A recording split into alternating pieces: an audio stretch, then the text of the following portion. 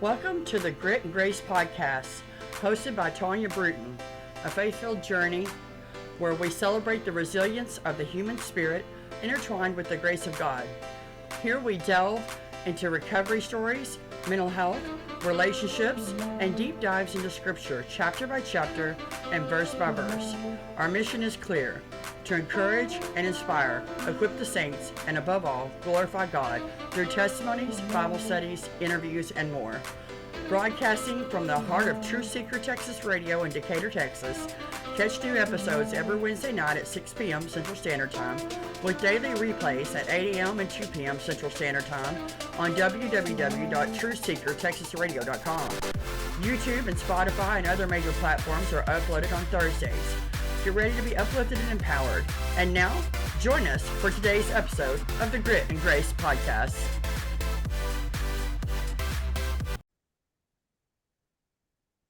Hello, and welcome to the Grit and Grace podcast. I am your host, Tonya from Texas, and I'm so glad that you are here with us today. I have an exciting guest that I'm looking forward to introducing you to. Miss Lauren McAllister. She is a therapist, and she's here to speak on some important topics. Lauren, why don't you go ahead and introduce yourself? Yeah, sure. And I'm actually Lauren Pryor now. Oh, okay. It might be confusing, and because I was a McAllister, and before that I was a Vernon. So Okay. yeah, it's Lauren Pryor now. But yeah, I'm been a therapist now for about 13 years, and work a lot with trauma. Been in the mental health field for even longer than that. Worked as a case manager before I went back and got my master's, and been doing this a long time, but I still love it. I feel like it's something that I've been called to do, and love being a therapist, a counselor, and yeah, it's been great. So that's my career. My personal story, at least the most sort of exciting part of my personal story is um, that I lost my husband about 6.5 years ago, and then 3 days later gave birth to our son. Which was a wild ride, as you can well imagine. So, and there's a lot more to the story. There always is. There was a lot leading up to his death. There was a lot, of course, afterwards, and just what it looked like to walk out this journey of being a new mother while also grieving. So, Right. I know that had to be difficult. Let's get into your story. My first question, I guess I didn't mention to you, but I was curious. Did you know, were you expecting your husband's death? Like, was he sick for a while, or was it a sudden thing? it was a sudden thing. He died in a car accident. That's the short version of the story. But there was a lot more to his story, and a lot more that we walked through before he died, ironically. But yes, the death itself was very sudden, very unexpected. Yeah. That has to be um quite the paradox, because having a child is a blessing and a joy, Sure. but then you're grieving with that. Like, Right. what a strange mix, Yeah. you know? Was it, hard to take care of the baby, to do the basic things of, feeding and diapers and things like that because I know me, when my emotions are right out there and really strong, I don't want to do anything, Yeah. you know? How was that, having to get up and Yeah. get up, when you're just wanting to lay there and sulk, or not sulk, it's not the right word, but um kind of wallow in the misery of it. um how did you get up and do the things that you had to do? Right. Yeah, it was certainly an interesting thing, right? Because on the one hand, it goodness gracious, being a new mom to a baby, and he was a little colicky, my son was, and crying all night long, and waking up all throughout the night, and I was able to breastfeed, which was a blessing, but it also just made it hard. I was feeding all throughout the day and all throughout the night and changing diapers, and I did have a lot of support, which was amazing. My family was there, especially right there in the beginning, to really help a lot. Um, But on the other hand, there was, I was in this deep grief, and having this baby, even though it was hard work, was almost a welcome reprieve, right, from my grief. I see. Um, Having something, this baby that was mine, that, I'd longed to be a mother for years leading up to, to this. And it was like, oh wow, like um having this baby to take care of and having this little one that was dependent on me was both hard and also a blessing. And then it also was this, I also immediately had a very piece of which I just lost, right? It's like Mm. my husband's Right. day and his life and blood live on in this little boy. And so there was a connection there too of connecting to my son, felt good because it was a way of connecting to my late husband. Right. I can see that. And so it was constantly these these extremes really of new life and caring for an infant and the joy that that is, but also the hard work that that is, as well as just in the grief. And there were times, I mean, I remember holding him and starting to just cry, just feeling grief and being overwhelmed with grief because I cried all the time, right? Especially in the beginning. And someone coming over, offering to take the baby from me, and me just being like, no, please don't. Like I needed him. I Yeah. needed baby in that moment. And that wasn't always that way, but I definitely remember that pretty distinctly, being like, no, please don't, you know. Right. Right. So you did have help from your family and maybe your church community and Yeah, people showed up. I mean, it was really quite phenomenal. I mean, I still look back on those early weeks and months, and the way that my family showed up, the way that the church showed up for me is just blows my mind still. It really was. It yeah. was really amazing, and people brought food, and I ended up staying with my parents, and they had a basement that, was kind of a walkout apartment in the basement, that I was able to live in and live in comfortably. And so it was worked out really well. I just kind of moved in with them for the first year of my son's life.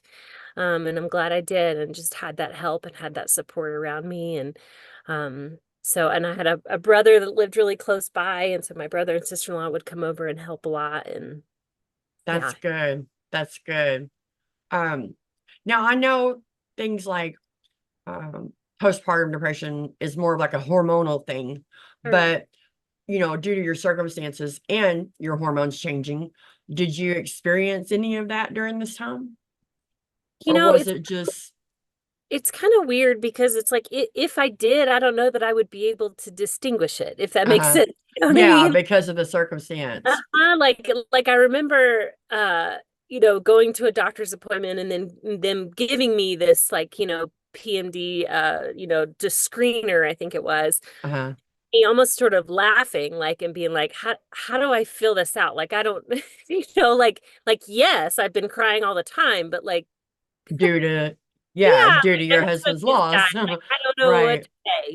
Yeah. Um, and they were kind of in the same boat. Like I remember the nurses looking at me and like, I don't know, like I don't know what to do. Yeah. Like Yeah. give this to everybody. Yeah, just fill it out. And so I'm like, okay, because like I said, while I was obviously very emotional, in terms of, I know a lot of times, postpartum depression, um, can really impact attachment.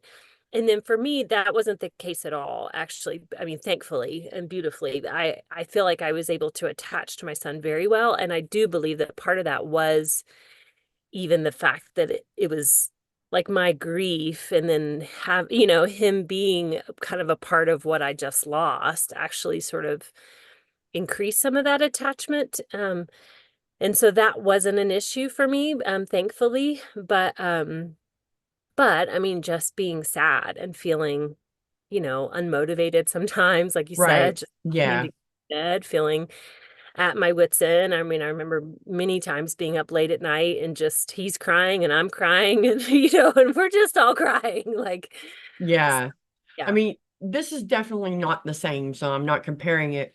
But my first marriage, I lost my husband, so to speak, to he went to prison, and Mm. I had my child was born, my second child, our second child was born after shortly, maybe within like a week or two. It was about 2 weeks Yeah. after he went away. Yeah. And I didn't have help due to the fact that I was a couple of states away from Uh-huh. my mom and them at the time. She ended up having to come and get me and the babies and move us back to Texas because I had a nervous breakdown because I got so tired. Yeah, sure. I didn't have any help. I had to go to work because Mm. he was gone and then take care of the newborn. And I just, like you said, at your wit's end, I just was at my wit's end. And that was just really difficult. So I can imagine. But thank God you did have help. Um, did, uh, how did this, well, let me rephrase that. Were you ever angry, like Mm. at God for one, for taking your husband, or well, that's not a great way to say it, or at your husband for leaving you? I mean, even though that's not what happened, but did you feel those feelings? Yeah, absolutely. Absolutely. And I think that's a part of grief, That's a really. part of grief, yeah, anger. Yeah, I think it was interesting. A lot of times my anger toward God, it would be like I'm mad at you, but you're all I've got. Right, So right. I'm gonna be mad at you, but I know that you're with me. Like Yes, it's yes. it's kind of which, I'm thankful that my faith was strong enough even going into this Uh, that I could do that, right? That I felt comfortable to be angry with God. That's such an yeah, interesting thing, but it's true that I was secure enough in my faith and secure enough that okay, God, I know you're there. I know you're with me. I know you are. And I am. I'm mad at you. I don't get it. I don't understand. I don't know why you did it this way. I'm kind of mad at you right now, but you're also all I've got. I can't do this without you. And so, and I felt very close. I felt like God really just showed up for me, and I felt so close to him, even throughout all of my grief and all of the motherhood and all of the things, that he was just right there with me. I really did, walking with me and bringing comfort and well, all. that's the thing. He's our father. Yeah, And with our earthly fathers, we get angry, but we know they love us. We know deep down inside they're looking out for our best interests, but you're like, at the time, I'm mad you didn't let me go out, or or yeah, whatever the reason is. And so I think it's okay to be comfortable. Like you said, you have to be comfortable in your relationship with God to be able to say I'm angry, but no, I'm not walking away. right, And right. I know you're not walking away. And the thing is he could have completely changed your circumstances, but then would you have still, we don't know, would you have still been able to feel that kind of closeness that only comes in a trial? Sure. Yeah. Yeah. Right. I mean, there are certainly good things that came from all of it for sure. I can look back now 6.5 years later and absolutely say that I'm grateful for the lessons that I've learned. I'm grateful for the relationship with God that I have. I'm grateful for my now family. I did get remarried. I'm grateful for all of those things. I really am. But I also can look back and say, but I don't. I have a hard time with people saying things like, "Oh, well, God meant for that to happen," or "God caused that to happen." And I'm like, I think He knew it. I think God is sovereign, and He knew it was going to happen. And He prepared me for it. But I also really just believe that we live in a fallen world where bad things happen, and so sometimes bad things just happen, and we don't always get it, and we don't always understand, and that's okay. And we have to just make peace with that and make peace with the fact that I don't believe that God caused it. I don't think that God wanted my husband up in heaven or any of those things that sometimes you hear. Yes. I think that it just happened. God wanted to pick a new flower. He wanted a new angel. And here's some of the strangest things that people say.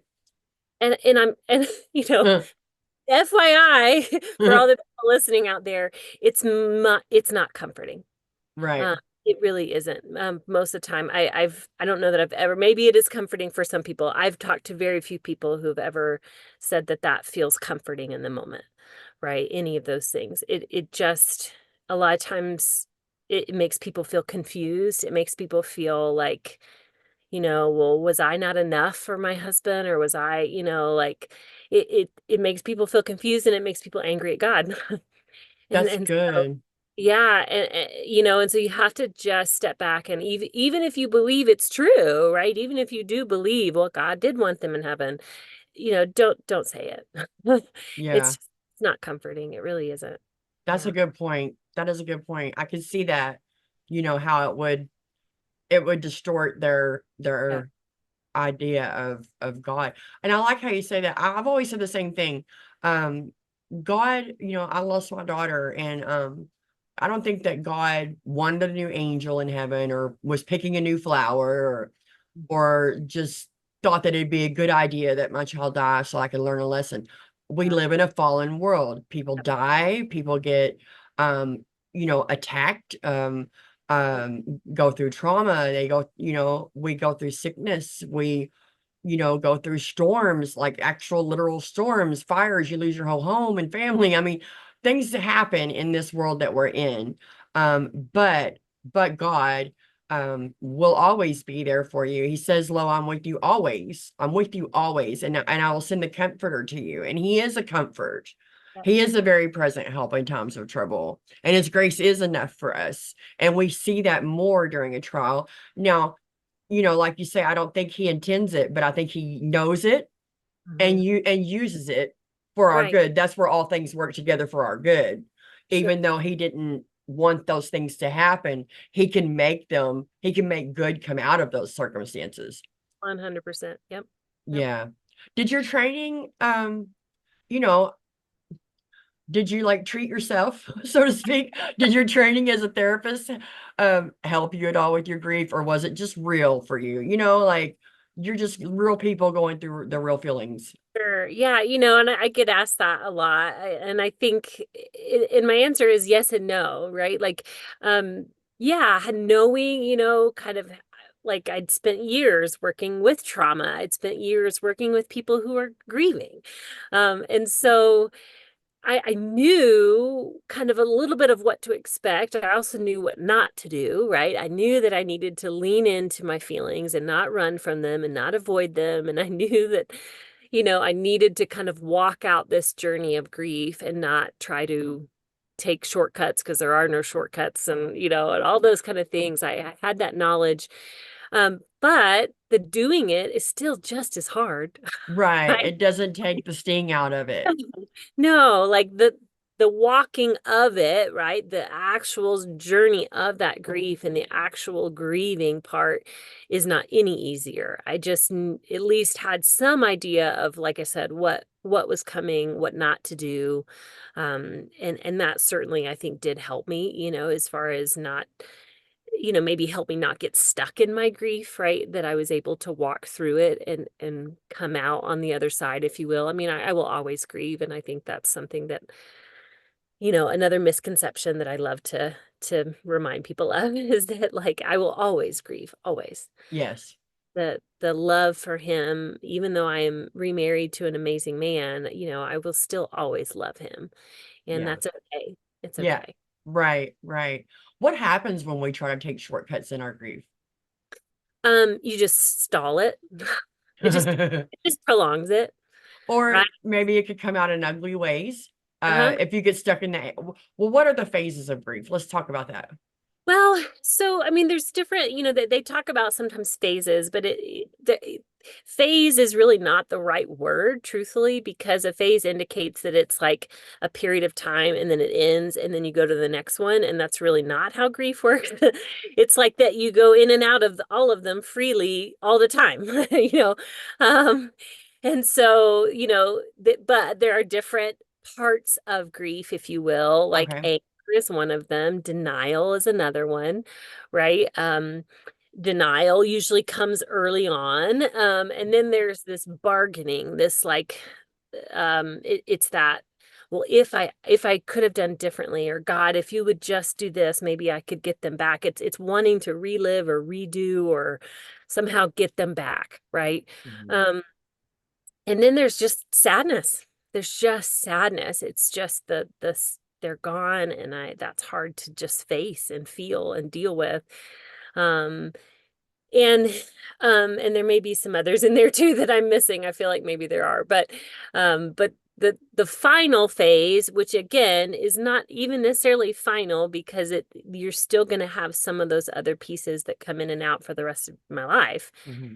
um, but is acceptance. Yeah. It's just like, okay, it happened, and I can move forward in my life and live with this grief. But I can move forward. I can walk ahead and create a full life around it.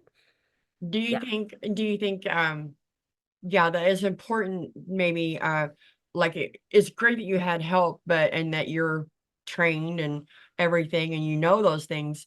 But for someone who's not familiar, I guess, with psychology or the issues of grief or how to deal with it, and those who don't have a lot of support.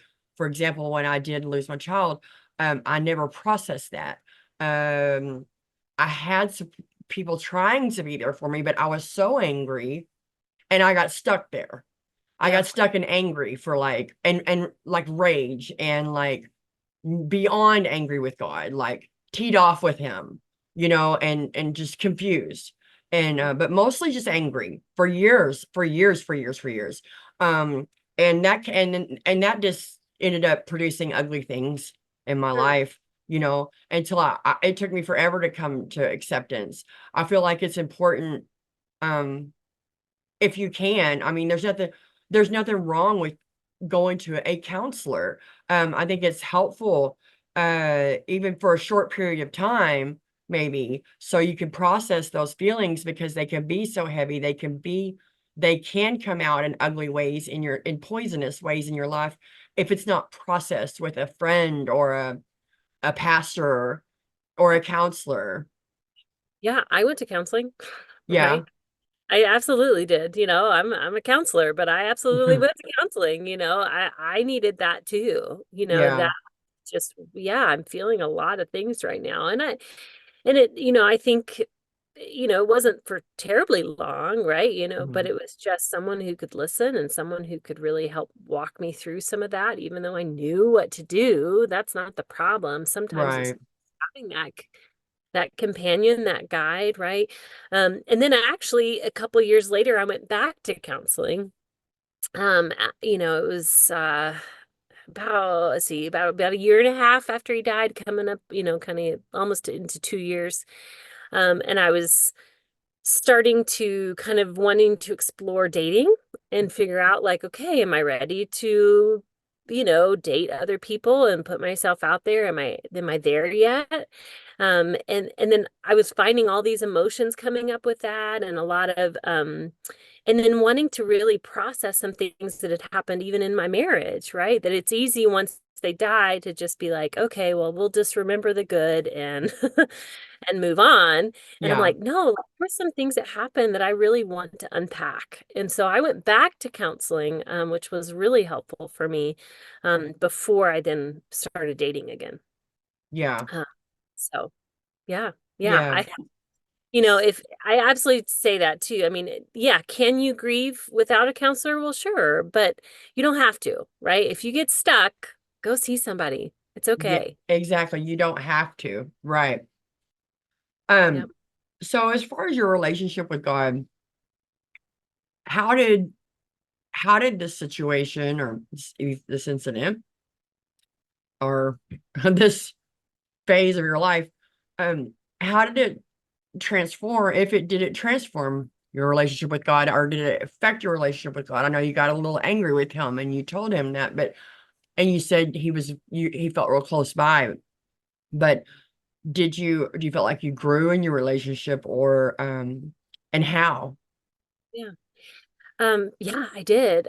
And what's interesting is, I mean, I felt like I had a pretty good relationship with God before this, which was great, right? Like and then honestly, I feel like it was one of the ways that God prepared me. Like, I think, going back to kind of what I said earlier, is that, like, I don't think God caused it, but I do think he knew. And I think I can look back and see, even the year before my husband's death, ways that God prepared me and prepared my life. And like, we had started going to this church that I just loved, and I learned so much in there. I mean, it just really shifted some things in my faith, and I felt closer to God going into this, which was amazing. And I can look back and think, wow, thank you, for that. That was really pivotal. I'm really glad that you did that. But yeah, I often say that walking through this definitely changed my perspective on a lot of things, and it definitely grew my faith. I think I feel like there is a depth to my faith and a depth to my relationship with God that wasn't there before, right? It's like anytime you walk with anybody through something really, really hard, sometimes you come out feeling really close and connected to them, right? Because it's like, man, we've been through trauma together, right? We've been through some hard times, and so like, Yeah. so we're close, we're tight, and that's kind of how it felt, as well as just, I don't know, my perspectives on just grace, God's like his closeness to us, and his mercy. Like, I don't know, even just perspective on the things that are really important to God and the things that aren't, right? Like, that sometimes we get really hung up on things that really aren't that important to God, right? Or Right. just, Say more on that. yeah, I mean, I think it's easy sometimes, right? Like religion, right? And, we see this in the Bible. We see this in stories of Jesus, right? Where, religious leaders sometimes get stuck on these rules or these ideas, or, we have churches split up over worship styles and all these things, right? Yeah. Um, and God's like, "Ah, gosh, guys, come on, that's not what matters, right?" Like, Right. um, to really, I don't know. And there's something about death that puts those things in perspective too, truthfully, right? I always say that. Like, there is a beautiful perspective that comes from seeing everything in light of death. Mm. Because, all of a sudden that thing that happened, or that rush hour traffic, or the coffee that got spilt is like annoying, but like, yeah, well, but my husband just died. So that's, Right. They become right. trivial. Yeah, it's like you quickly get a perspective on things and realize like that doesn't matter. Like, it, or like, early on, I remember this, not that this is healthy or whatever, but I remember even sometimes being in places and hearing people complain about little things, right? Like, complain about their coffee, or Right. complain about, something, or complain about anything, just little. And me thinking in my mind, not saying it out loud, but thinking in my mind, like, oh yeah, well, my husband just died, so get Right. over Like, I wish it. that was my only problem, that Right, the right. line's too long. Exactly. Like, it just puts some things in perspective. Like, you just quickly start to see everything in light of that. And that, and I think my faith changed in light of that too, right? Just to really see my faith and my relationship with God in a deep personal way. And that it's not like there's so many of these sort of issues that we like to sort of debate about and pick apart and fight over, that like, are those really important, right? Like, I want to sit with Jesus. Like, I need to just sit and be with him, and that is the most important thing. Right, right. It reminds me of the story of Mary and Martha, and Martha's fussing around with how to get dinner going or whatever they were doing at the time. And Mary just was wanted to sit at his feet. I was thinking of the same thing. Yep. Yeah, yeah, And Jesus said that is the thing, right? yeah. Like, That's the thing. oh, Yeah, amen. Um, do you have any advice for people? 'Cause I know you counsel people, but for now on the show here, do you have any advice for the listeners who may be grieving for whatever reason? They might be not be going through the same circumstance that you did, but maybe had went through some trauma and are still dealing with some grief, or it's fresh grief. What advice do you have to give to them? I know you also do some biblical counseling if the person wants that. So, what would you say to somebody going through something like that today? the biggest sort of piece of advice that I always give, whether it's grief or even whether it's like other things, right? Other hardships that you're enduring or encountering, whatever you're dealing with, um, that actually my advice is always to lean into that feeling, lean into that emotion instead of avoiding it. We don't like it, right? We don't like to feel that grief, and especially grief. I mean, I remember saying this to people before I'd experienced deep grief, and then I remember feeling it and being like, "Oh yeah." But there, when you're there and you're feeling that depth of sadness and that depth of emotion, it literally feels like if I just let myself feel all of this, it will kill me. I mean, I won't come out of this. Mhm. And that's how it feels. I mean, it feels like you will not survive it. But you will.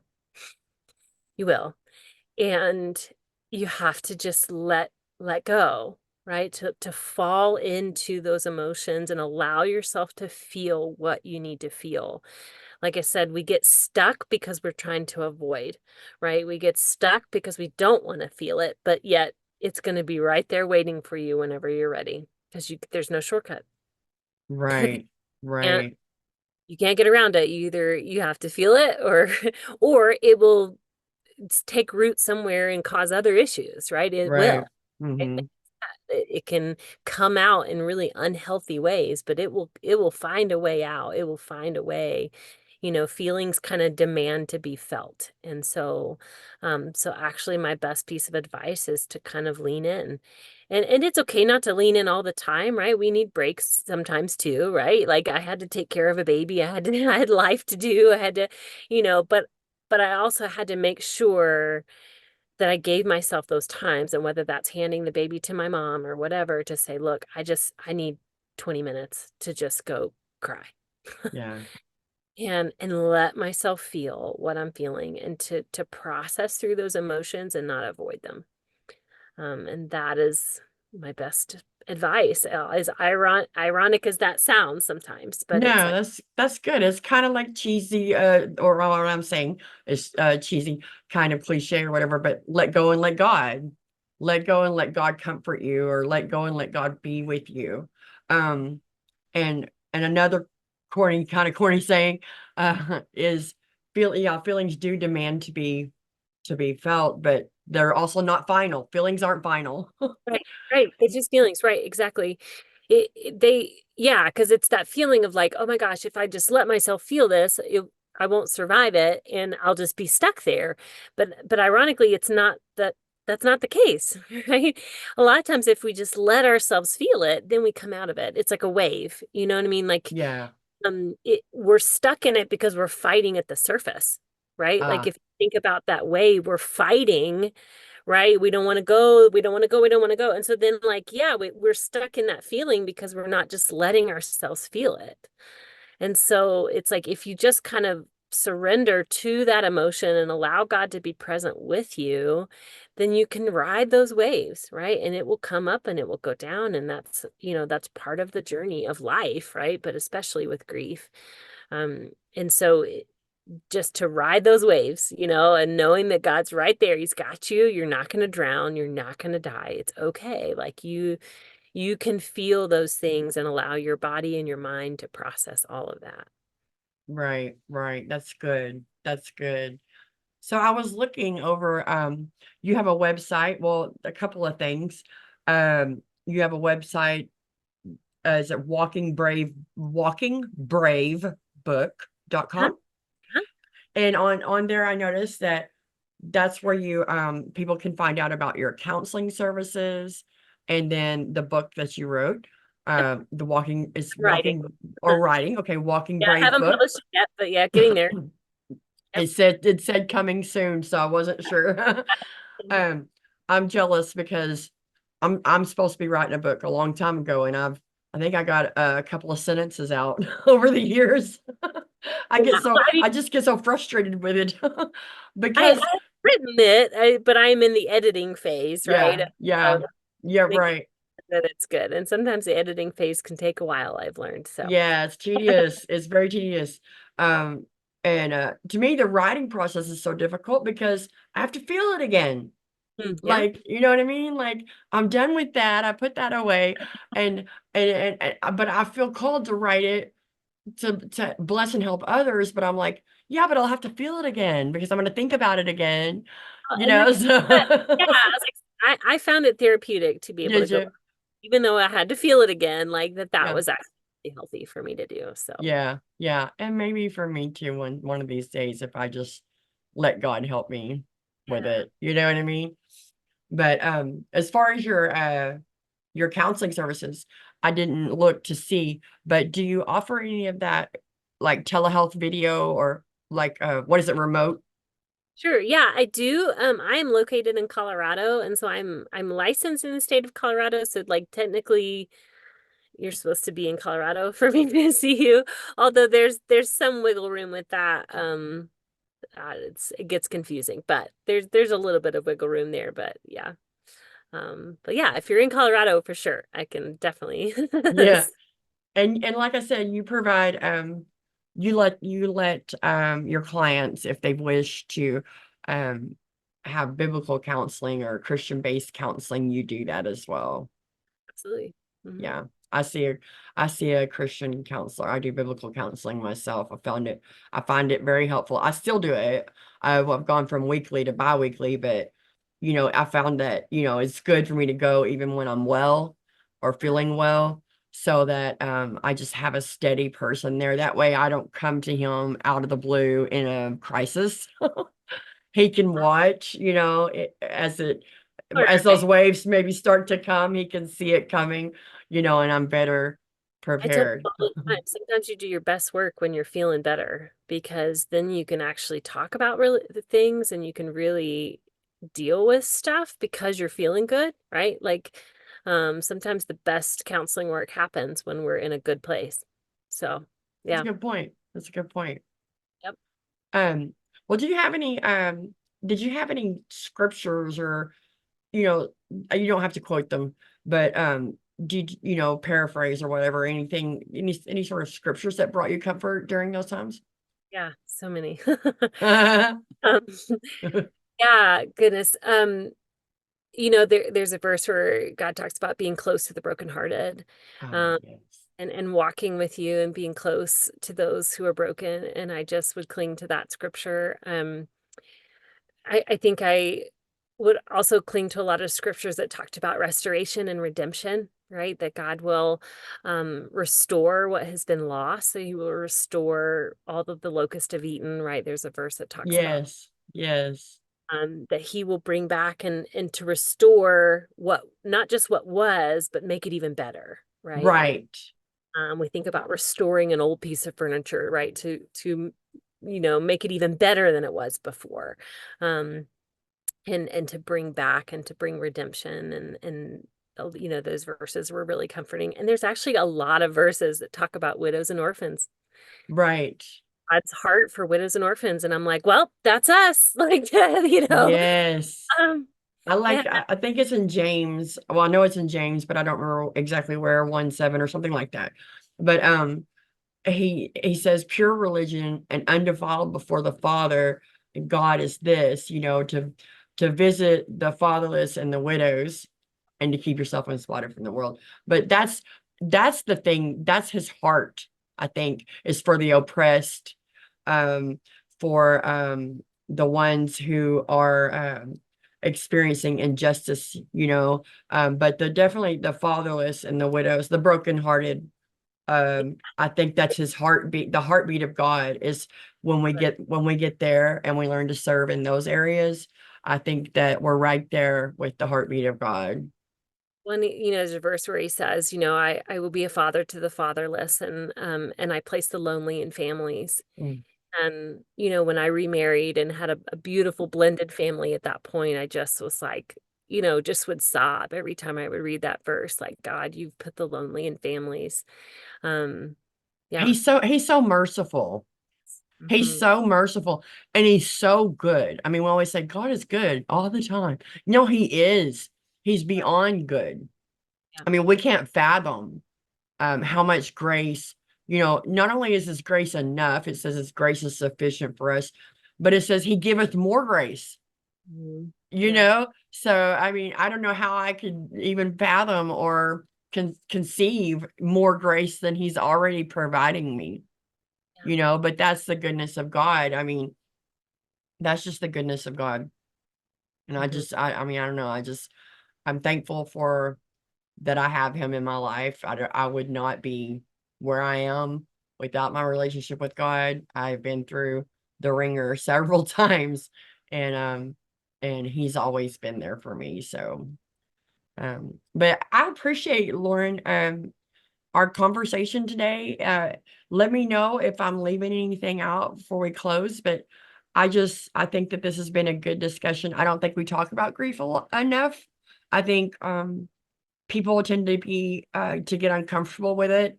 Sure. The people that are going through it are uncomfortable. And the people that want to be there for you are uncomfortable. They don't know what to say. And, so I think it's something that we need to talk about more. It's real life. Like you say, it's part of the journey of real life. It is. Yeah. Like I remember reading something and it was talking about how you're either grief stricken or you're grief adjacent, meaning that like, news flash, everyone you know and love is gonna die at some point. Like this is something you're going to experience, not if maybe you will. You will. Right. Right. Well, do you have any other links or anything else you want me to provide to the audience today? Yeah, so people can find me on Instagram or Facebook just at Walking Brave. Generally if you just type in Walking Brave, you can find my stuff. So, yeah. Okay. Well, y'all make sure to check Lauren's Facebook and Instagram out and check her website out, walkingbravebook.com. Make sure to follow her on her socials. And if you're not following me, make sure you follow me on the Grit and Grace podcast Facebook page. I always say that's where I put all the updates for the show. And if you miss what I'm saying, what we say here as far as like the links or how to get in touch with Lauren, that I will be putting that on the Facebook page as well, the Grit and Grace podcast Facebook page. But I do appreciate y'all being here watching and listening today on, for those of you listening on Spotify, if you found this episode helpful or enriching at all, make sure you give me a follow. And on YouTube, if you're watching on YouTube and you found this episode helpful, make sure you subscribe and also share it with a friend. Maybe you know someone who's going through something, who could find this information beneficial. Make sure you share share the episode with them. The whole purpose of Grit and Grace podcast is to equip the saints, encourage others, to bring others hope, and to bring glory to the name of Jesus. So y'all be sure to pass this along if y'all found it helpful. Lauren, again, I thank you so much for coming on today, and sharing your story with us and sharing your experience and teachings with us. It's been a great conversation. So until next week, thank you so much for watching the Grit and listening to the Grit and Grace podcast. Awesome. Bye-bye. Thanks. Yes, bye-bye. Thank you for watching the Grit and Grace podcast. Don't forget to follow me on social media on Facebook at the Grit and Grace podcast, TikTok, and Instagram. I've always provide all my updates on my social platforms, and I look forward to seeing you there. Again, be blessed in Jesus' name and pray for me as I continue to pray for you. Thanks again for watching the Grit and Grace podcast. Bye-bye.